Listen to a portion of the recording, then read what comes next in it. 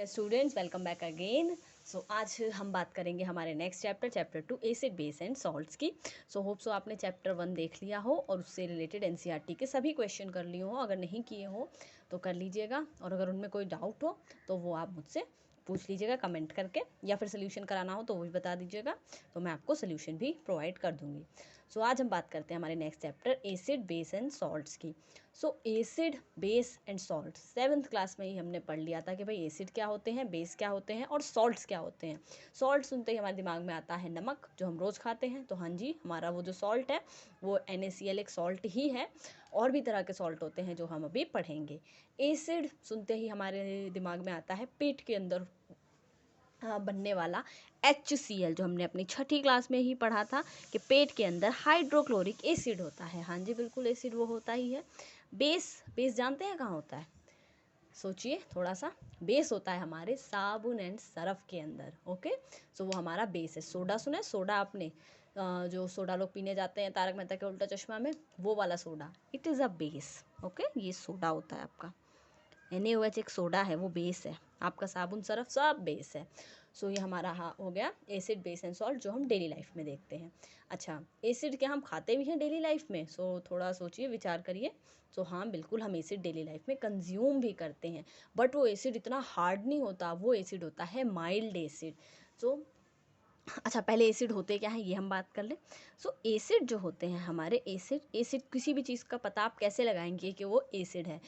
किसी भी चीज़ का पता हम ऐसे लगाते हैं कि एसिड है, सबसे पहले उसका टेस्ट। तो अगर टेस्ट उसका सिट्रस है या सोर है, खट्टा टेस्ट है, ओके, अगर खट्टा टेस्ट है तो वो हमें बताता है कि वो एसिड है। ओके, नेक्स्ट चीज़ इज, आपका जहाँ पर एसिड लग जाता है ना, वहाँ पे जलन होती है, तो वो बर्निंग सेंसेशन देता है। एसिड अब सॉरी फॉर इंटरप्शन, सब्जी वाले भैया आ गए थे तो मैंने ये उतना इतना सब कुछ लिख लिया। हाँ, मैंने बताया आपको कि एसिड जो होते हैं टेस्ट में खट्टे होते हैं।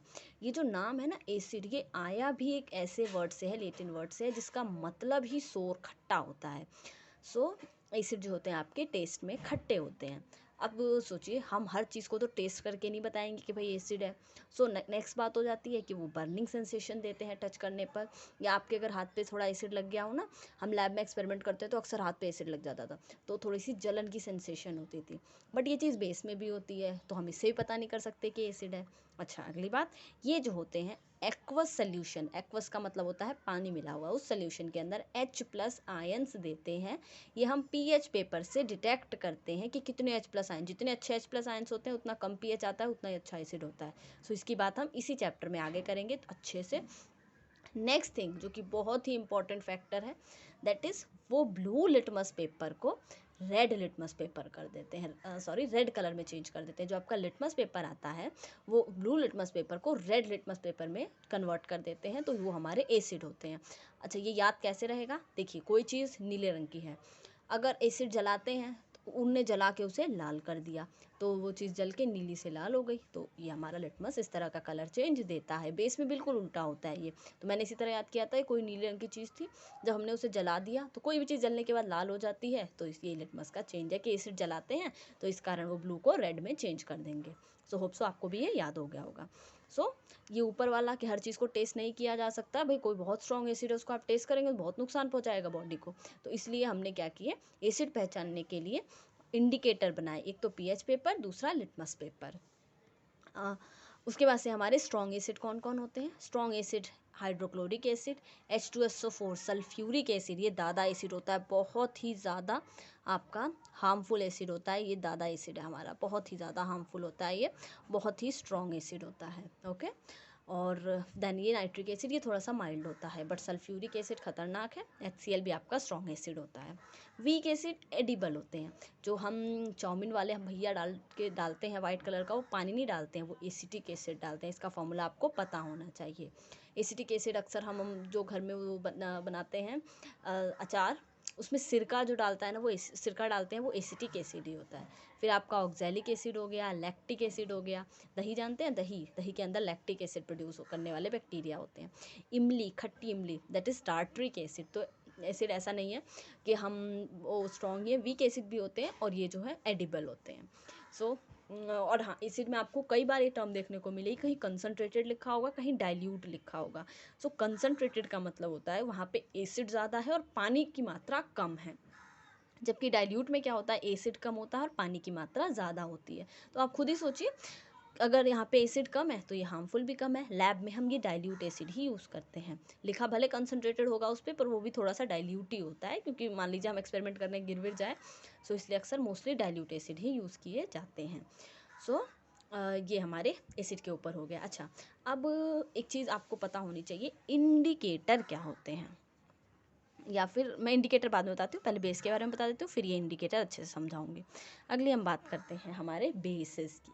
सो एसिड आपको समझ में आया और नहीं समझ में आओगे दोबारा एक बार देख लीजिएगा, ठीक। तो अब हम बात करते हैं बेसिस की। तो बेस जो होते हैं ये टेस्ट में बिटर होते हैं। अब वही रही बात कि भाई हर चीज़ को हम टेस्ट करके थोड़ा ना पता लगाएंगे कि कैसे हैं। सो ये भी बर्निंग सेंसेशन देते हैं। अगर बेस कहीं ज़्यादा हो जाता है ना तो ये जलन सी देते हैं, ये भी बर्निंग सेंसेशन देते हैं। तो ये बिटर हो गए, अब हर चीज़ को टेस्ट तो कर नहीं सकते। दूसरा, बर्निंग सेंसेशन कॉमन हो गया एसिड की तरह, तो कैसे पता लगाएंगे बेस है।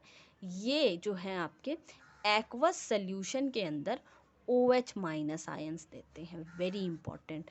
आपके एसिड H+ आयंस देते हैं, बेस OH माइनस आयंस देते हैं। And the next important thing is ये हमारे रेड लिटमस को ब्लू कर देते हैं। बी फॉर बेस, रिजल्ट में आता है ब्लू चेंज, ठीक है। तो red to blue litmus change, very important, पता होना चाहिए आपको। सो ये हमारे रेड लिटमस पेपर को ब्लू कर देते हैं। सो ये हो गए हमारे बेस। हाँ, एक और बात होती है, ये जो होते हैं ना बिटर के साथ साथ सोपी होते हैं टच में, इसलिए ये सोप में, इसलिए आप उससे याद रख सकते हैं कि जो आपका सोप होता है उसमें बेस होता है, तो जो आपके बेस होते हैं वो सोपी होते हैं टच में।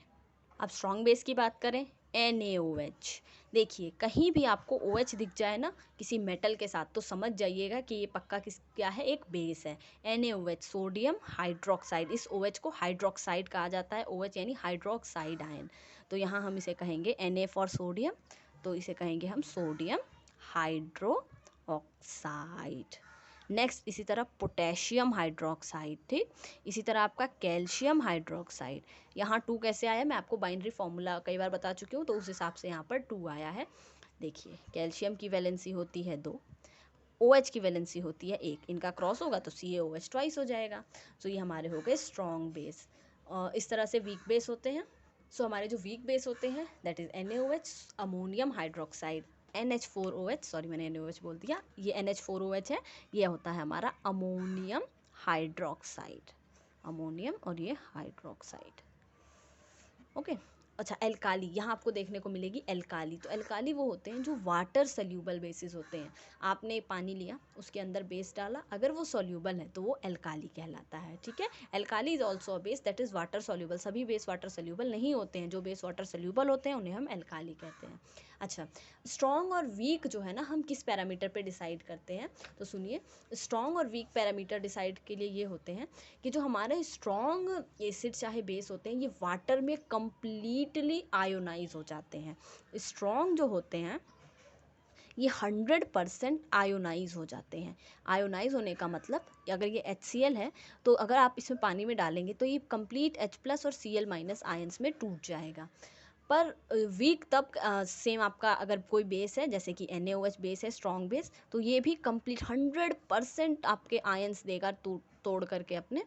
सो हम इन्हें स्ट्रॉन्ग कहेंगे। वीक में जो है ये 100% या फिर 100% से कम और बहुत ही कम होते हैं। वीक भी बहुत तरह के होते हैं। वीक मतलब एक तरह से तो आपका स्ट्रॉन्ग हो गया, बीच में मिडिल भी आते हैं जो 50 to 60% आयोनाइज हो जाते हैं। वीक वाले जो होते हैं ना 10-20% ही आयोनाइज हो पाते हैं, इस कारण ये हमारे वीक में आते हैं। तो वाटर डालने पर जो अच्छे से आयोनाइज हो जाए, फुल्ली 100% आयोनाइजेशन दे दे, वो आपके स्ट्रॉन्ग होते हैं, फिर चाहे एसिड हो चाहे बेस हो। और वीक जो होते हैं वो इतना अच्छा नहीं देता, 10 से 20%, 10% इस तरह से ही आयोनाइज होते हैं, तो इस कारण वो वीक कहलाते हैं। सो ये आपकी बात हुई एसिड और बेस की। अब बात कर लेते हैं थोड़ी सॉल्ट्स की। तो अगर आपने कक्षा 7वीं में पढ़ाई की है जबकि लॉकडाउन नहीं था, तो आपको पता होना चाहिए कि जब भी हम एसिड बहन और बेस भाई को मिलाते हैं, ओके, सो एसिड और बेस को मिलाते हैं तो हमारा सॉल्ट बनता है और साथ में बनता है पानी, पीने के लिए पानी। सो एसिड और बेस मिलाया तो हमारा सॉल्ट बना और साथ में बनता है पानी। इस रिएक्शन को कहा जाता है न्यूट्रलाइजेशन रिएक्शन। देखिए ये दोनों उल्टे उल्टे काम कर रहे थे, ये मिल गए, न्यूट्रल हो गए, तो इस रिएक्शन को न्यूट्रलाइजेशन कहा जाता है। जैसे कि एसिड आपका जो होता है बहुत ही ज़्यादा कहें तो इस तरह समझिए कि ये लिटमस को, ये आपका ब्लू लिटमस को रेड में चेंज कर रहा था, जला रहा था उसे, और ये उल्टा कर रहा था, रेड लिटमस को ब्लू कर रहा था। हमने इन्हें मिलाया, न्यूट्रलाइज हो गए, ना ये एसिड ही रह गए ना ये बेस ही रह गए, ये सॉल्ट बन गए।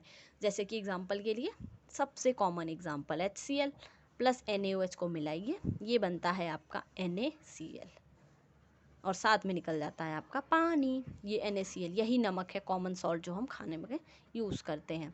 NaCl सोडियम क्लोराइड, नाम तो लिख ही लेंगे, चलिए लिख देती हूँ मैं। NaCl यानी कि आपका सोडियम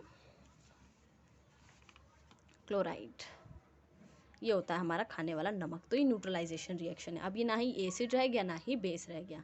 अच्छा, उल्टा पॉसिबल है क्या, नमक पानी में घोलो और ये एसिड और NaOH मिल जाए? ऐसा नहीं होता है, वरना हम नमक तो पानी में घोलते और आपका पता चलता है एक जगह एसिड बन रहा है एक जगह NaOH बन रहा है, ऐसा नहीं होता है, ठीक है। सो ये बात हुई हमारे सॉल्ट्स की। और भी तरह के सॉल्ट्स हैं, अगर मैं यहाँ पे Na की जगह K लेती तो यहाँ पे KCl बनता, ठीक है। अभी कई सारे सॉल्ट्स आपको मिलेंगे, मैग्नीशियम क्लोराइड सॉल्ट है, और भी आप हम पढ़ते जाएंगे ना तो कई सारे सॉल्ट्स हमें पढ़ने हैं। सो सॉल्ट्स में एक लाइन ज़रूर लिख लीजिएगा, कोई पूछे व्हाट इज सॉल्ट, तो salts form when acid reacts with base. देखिए आप ना ध्यान से समझते रहिए और फिर इसके अपने आप से नोट्स बनाइएगा ताकि आपको 100% याद रहे। आप भी 100% चाहिए ना, तो आपको भी 100% याद पढ़ना पड़ेगा। बुक ज़रूर खोल के देखिएगा, क्योंकि यहाँ पर तो थोड़ा शॉर्ट में हो जाता है, एक आध पॉइंट अगर मेरे से मिस हो जाए तो, पर आप बुक खोल के एक बार पढ़ेंगे ना तो आपको सारी बातें बोली हुई समझ में आएंगी। सो अब बात करते हैं इंडिकेटर की। भाई कोई चीज़ एसिड है या कोई चीज़ बेस है, ये हमें बताता कौन है, कैसे पता चलेगी? इंडिकेटर की मदद से। तो इंडिकेटर जो होते हैं आपके, ये बताते हैं, डिटेक्ट करते हैं कि कोई चीज़ एसिडिक है या बेसिक है, by changing its colour, whether they show change in colour या फिर स्मेल में चेंज कर देंगे। अच्छा, स्मेल वालों को ऑल्फैक्टरी इंडिकेटर कहा जाता है। हम नाक से स्मेल का पता करते हैं ना, तो हमारी नाक में भी ऑल्फैक्टरी रिसेप्टर्स होते हैं। सो आपको ये पता होना चाहिए, हो सकता है एक नंबर में पूछ ले, ऑल्फैक्टरी इंडिकेटर क्या होते हैं? जो स्मेल में चेंज करके बताएं, इंडिकेट करें कि कोई चीज़ एसिडिक है या बेसिक है, वो ऑल्फैक्टरी इंडिकेटर होते हैं। अच्छा, आपके घर में भी एक इंडिकेटर है जो रोज़ ही यूज़ होता है, उसके बिना घर में खाना नहीं बनता है। सो आपने देखा होगा, दैट इज़ हल्दी। हल्दी अगर कभी आपकी टी शर्ट पे लग जाए या किचन के कपड़े पे लग जाए और जब हम उसके ऊपर डिटर्जेंट डालते हैं और उसे खूब रगड़ रगड़ के धोते हैं, तो आपकी जो टी शर्ट है उस पर वो जो स्पॉट होता है जहाँ हल्दी गिरी हुई है वो लाल हो जाता है। तो हल्दी भी आपकी एक इंडिकेटर है जो ये बताती है कि आपका जो सोप है वो बेसिक है। हल्दी जो होती है एसिड में तो येलो ही रहती है, आप उसके ऊपर सिरका डाल के देख लीजिएगा वो येलो ही रहेगी, पर जब आप उसके ऊपर सोप लेके जाएंगे तो वो जो है आपके रेड कलर की हो जाएगी। तो इसने हमें बता दिया कि सोप जो है रेड कलर, सोप को ये रेड कलर इंडिकेट करती है और सोप जो है बेस होते हैं नेचर में। सो यहाँ मैंने लिख दिए आपके लिए ढेर सारे इंडिकेटर्स। तो चलिए इन सबको एक एक करके जल्दी से पढ़ते हैं। तो सबसे पहले है हमारा लिटमस। सो लिटमस मैंने अभी आपको थोड़ी देर पहले बताया। अच्छा, लिटमस मिलता कहाँ से? लिटमस मिलता है लाइकेन से। लाइकेन कहाँ मिलती है आपकी? लिटमस मिलता है आपका लाइकेन से एक्सट्रैक्ट किया जाता है। और लाइकेन क्या होती है? लाइकेन जो होती है आपका अलगी और फंजाई का एक सिम्बायोटिक एसोसिएशन होती है। तो वो उससे बनती है लाइकन और उससे बनता है लिटमस। लाइकन जो होती है पल्यूशन भी बताती है, ये पल्यूशन के लिए भी इंडिकेटर होती है। जहाँ भी पल्यूशन होता है ये पल्यूशन वाली जगह पे नहीं उगती है और मेनली ये सल्फ़र डाइऑक्साइड से हेट करती है। जहाँ भी सल्फ़र डाइऑक्साइड एक्स्ट्रा होता है वहाँ पर ये आपकी लाइकन नहीं होती है। तो बताइए दिल्ली में क्या आपको लाइकन देखने को मिलेगी? तो नहीं, क्योंकि यहाँ पर पॉल्यूशन बहुत है तो लाइकन देखने को नहीं मिलेगी। सो आपको गांव में लाइकन देखने को मिल सकती है, जंगलों में लाइकन देखने को मिलेगी। तो ये क्या होती है? अलगी और फंजाई का एक सिम्बायोटिक एसोसिएशन। आप ये जानते हैं ना कि अलगी प्लांट होती है, कार्बन डाइऑक्साइड लेती है और ऑक्सीजन देती है, ठीक। और कितनी सारी अलगी को हम अपने पैरों तले दबा के चले जाते हैं। सो ये हमारी अलगी जो होती है प्लांट ग्रुप में आती है। और प्लस फंजाई की एसोसिएशन होती है लाइकन, लाइकन से हम एक्सट्रैक्ट करते हैं लिटमस। लाइकन जो होती है पोल्यूशन का बताती है, इंडिकेटर होती है। सल्फर डाइऑक्साइड पोल्यूशन के लिए सेंसिटिव होती है, उस इलाके में कतई नहीं उगती है जहाँ पर सल्फर डाइऑक्साइड का पोल्यूशन होता है। सो हाँ, तो लिटमस में क्या होता है अभी बताया आपको। एसिडिक मीडियम में वो खुद को रेड चेंज कर लेता है और बेसिक मीडियम में खुद को ब्लू चेंज कर लेता है। टर्मरिक भी मैंने आपको बताया। एसिडिक मीडियम में ये येलो का येलो रहती है, देख लीजिएगा आप कभी। सिरका नींबू लीजिए, नींबू के अंदर सिट्रिक एसिड होता है, बताया है मैंने आपको ये लास्ट एसिड वाले पेपर पे। सिट्रिक एसिड, अच्छा मैं भूल गई, यहाँ पर लिखिए नींबू का भी सिट्रिक एसिड, आंवले में भी सिट्रिक एसिड होता है। तो अभी कोरोना में लोग कह रहे हैं ना विटामिन सी लीजिए, विटामिन सी के अंदर ये सिट्रिक एसिड वगैरह के अंदर विटामिन सी मिलता है, ठीक है। सो लेमन लीजिएगा, उसके अंदर सिट्रिक एसिड होता है, उस पर हल्दी लगाइएगा, हल्दी येलो की येलो रहेगी। बट येलो कलर को हाथ में हल्दी लेकर के थोड़ा सरफ लगाइएगा, वो लाल हो जाता है। तो आपकी जो टर्मरिक होता है वो एसिड में तो कोई इंडिकेट नहीं करेगा, पर बेस में आपका रेड शो कर देगा कलर चेंज। तो इसका मतलब अगर आपके पास कोई सोल्यूशन है उसमें हल्दी डालने से वो लाल हो गया है तो पक्का वो क्या है, बेसिक है। अच्छा, और होता है आपका red cabbage extract. Red cabbage देखी है आपने? नहीं देखी है, मैंने भी नहीं देखी है। गूगल पर देख सकते हैं आप, हाथ में तो फ़ोन होगा इस समय। तो अभी वीडियो ख़त्म करके देखिएगा रेड कैबेज कहाँ से मिलती है। तो रेड कैबेज लीफ एक्सट्रैक्ट लिखिए यहाँ पे, उसके पत्तों, कैबेज में पत्ते ही तो होते हैं, उसके लीफ एक्सट्रैक्ट से।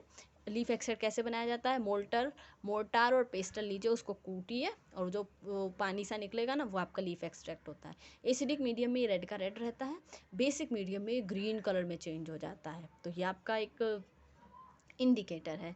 सेम है फ्लावर ऑफ हाइड्रेंजिया, देखा है आपने फ्लावर ऑफ हाइड्रेंजिया? तो ज़रूर नहीं देखा है तो गूगल करके इसे भी ज़रूर देखिएगा। एसिडिक मीडियम में ये ब्लू होता है और वहीं बेसिक मीडियम में ये गुलाबी हो जाता है। तो याद रखिएगा, भूल जाते हैं हम।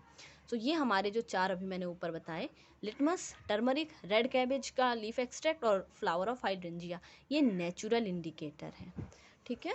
बट ये भाई हमें अगर तुरंत ज़रूरत होती है तो ये मतलब नेचुरल, अब हम कहीं खेत में थोड़ा ना जाएंगे, अगर मैं लैब में एक्सपेरिमेंट कर रही हूँ तो रेड कैबेज लीफ एक्सट्रैक्ट लेने के लिए, और काफ़ी टाइम रखे तो ख़राब भी हो सकते हैं। तो इसलिए हमने ना लैब में कुछ सिंथेटिक इंडिकेटर बनाए हुए हैं, दैट इज़ ये दो नीचे वाले, ये सिंथेटिक इंडिकेटर है। सो दैट इज़ फिनोफ्थिलीन और मिथाइल ऑरेंज। फिनोफ्थिलीन और मिथाइल ऑरेंज वेरी इंपॉर्टेंट दोनों। फिनोफ्थिलीन जो होते हैं, आप 11th में साइंस लेंगे तो ये फिनोफ्थिलीन के एक्सपेरिमेंट लैब में कराए जाते हैं। सो जो फिनोफ्थिलीन है आपका, वो एसिडिक मीडियम में तो कलरलेस रहेगा। आप HCl लीजिए, उसके अंदर 2 बूंद फिनोफ्थिलीन जाइए, कुछ नहीं होगा। बेसिक मीडियम में वो गुलाबी बन जाता है, ठीक। सो ये आपका फिनोफ्थिलीन हो गया।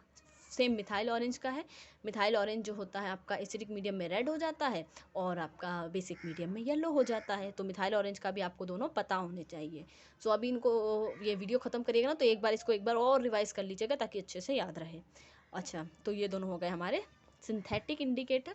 मिथाइल ऑरेंज एसिडिक मीडियम में रेड हो जाता है और आपका ये बेसिक मीडियम में येलो हो जाता है। कहीं भी ऑरेंज नहीं रहता है ये, इसलिए इंपॉर्टेंट है। अनियन, आपने सिरके में अनियन डालकर अगर कभी खाई हो, ये खाते हैं लोग, बहुत कॉमन है। उसकी एक कैरेक्टरिस्टिक स्मेल होती है, काफ़ी टाइम तक मुंह में भी रिटेन रहती है। सो वो जो है आपका ऑयल फैक्ट्री इंडिकेटर है। ये स्मेल से हम भाई पता चल रहा है ना, ये ऑल फैक्ट्री कहेंगे हम इसे, ये ऑल फैक्ट्री इंडिकेटर है। बेसिक मीडियम में कभी उसकी कोई कैरेक्टरिस्टिक स्मेल नहीं आएगी। आप हाथ में प्याज लीजिए, उस पर सरफ डाल कर देखिए तो कोई खास स्मेल नहीं आएगी, पर हाथ में प्याज लीजिए, उस पर सिरका डालकर देखिए तो कुछ कैरेक्टरिस्टिक स्मेल आपको पता चलेगी। Same vanilla essence, acidic medium में उसकी स्मेल रिटेन रहती है, पर बेसिक मीडियम में आपको कोई स्मेल नहीं आती है। क्लव ऑयल, लौंग का तेल, एसिडिक मीडियम में उसकी स्मेल रिटेन रहेगी, बट बेसिक मीडियम में इसकी स्मेल ख़त्म हो जाती है, चली जाती है। सो ये हमारे हो गए ऑयल फैक्ट्री इंडिकेटर। देखिए वनीला एसेंस या क्लव ऑयल आपके पास हो ना हो, बट ये ऑनियन तो हो सकता है, तो ये आप एक्सपेरिमेंट घर में करके देख सकते हैं। सो होप सो आपको आज का सब कुछ समझ में आया हो।